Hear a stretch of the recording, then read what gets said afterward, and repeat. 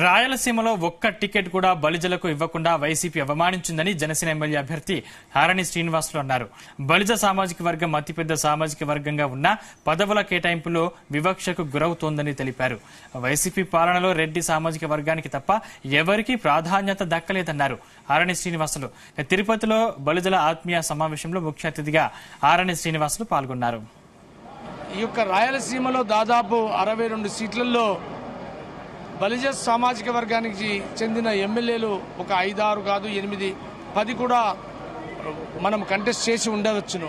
కానీ మనము పెద్దన్నయ్య పాత్ర పోషించాలి కాబట్టి త్యాగానికి సిద్ధం కావాలి అని ఈరోజు రాష్ట్రం కష్టాల్లో ఉంది, ఆంధ్ర రాష్ట్ర ప్రజలు కష్టాల్లో ఉన్నారని నెగ్గాలంటే 2 మెట్లు తగ్గాలి అనే విషయాన్ని ఆయన సినిమా డైలాగే కాదు నిజ జీవితంలో కూడా పాటించి 24 సీట్లు తీసుకొని మళ్ళా దాంట్లో కూడా సంధిలో ఎన్డీఏ ప్రభుత్వంలో ఉన్న బీజేపీకి కూడా 3 సీట్లు ఇవ్వడం జరిగింది.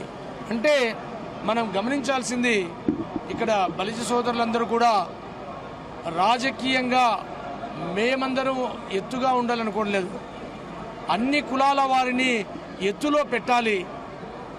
జగన్మోహన్ రెడ్డి సామాజిక న్యాయం అంటూ రాయలసీమలో దాదాపు 62 సీట్లలో ఒక ఎస్సీ ఎస్టీకి తప్ప మిగతా అన్ని సీట్లలో కూడా తన రెడ్డి సామాజిక వర్గం నాయకులనే పెట్టారు. నేను అడుగుతున్నాను, జగన్మోహన్ రెడ్డి గారిని అడుగుతున్నాను, సామాజిక న్యాయం అని మాట్లాడే వాళ్లకు మీరు ఎమ్మెల్యే సీట్లకు బీసీలు లేరా, ఇతర కులస్తులు లేరా?